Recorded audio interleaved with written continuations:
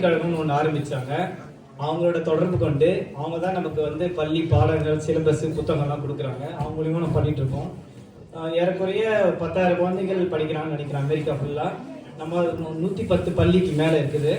நம்ம வந்து அவங்கள தான் ஃபாலோ பண்ணுறோம். ஏன்னா இப்போது இங்கே ரோச்செஸ்டர் வந்து மோஸ்ட்லி மூவிங் க்ளவுட் நிறைய பேர் இருப்பாங்க. இப்போ இங்கேருந்து சில பேர் நிறைய பேர் நார்த் கேரளாவுக்கு மூவ் பண்ணாங்க. அவங்களுக்குலாம் இங்கே பாடத்தை பாதியிலே நிறுத்தினா கூட அங்கே போய் தொடர்றதுக்கு இது ஒரு எளிமையான வழி. அப்புறம் தமிழ் ஸ்கூல் ஆரம்பித்து 8 வருஷம் ஆச்சு. இது 8 வருஷமாக நான் தலாளராக இருந்திருக்கேன். இப்போ வந்து புதுசாக மற்ற புது இளைஞர்களுக்கு வழிவிடணுன்ட்டு நான்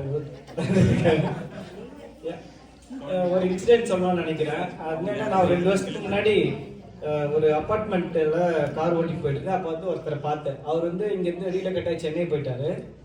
நிறுத்திட்டு எப்படி இருக்கீங்கன்னு கேட்டேன். நல்லா இருக்கேன்னு. இமீடியட்டாக ஃபஸ்ட்டு சொன்ன வார்த்தை என்னென்னா, உங்களுக்கு ரொம்ப நன்றி. எதுக்குங்கன்னா, அவங்க குழந்தை வந்து இங்கே தமிழ் படிச்சுட்டு இருந்தாங்க. அவங்க முடிச்சுட்டு இந்தியா போகிறப்போ அவங்களுக்கு கண்டினியூ பண்ணுறதுக்கு ரொம்ப ஈஸியாக இருந்தது. அந்த குழந்தை பேர் சாருமதி, அவங்க அப்பா பேர் விமல். ஓகேவா? பார்த்தோன்னே எனக்கு ரொம்ப சந்தோஷமாக ஆயிடுச்சு. ஏன்னா இதை விட ஒரு மன நிறைவானது எதுவும் இல்லை. ஏன்னா இத்தனை வருஷமாக நம்ம ஆரம்பித்து வச்சுருக்கோம். ஒருத்தர் டக்குன்னு பார்த்தேன், காரில் பார்த்தோன்னே ஃபஸ்ட்டு எப்படி இருக்கீங்கன்னு கேட்டு அடுத்த வார்த்தையை அதான் சொன்னார்.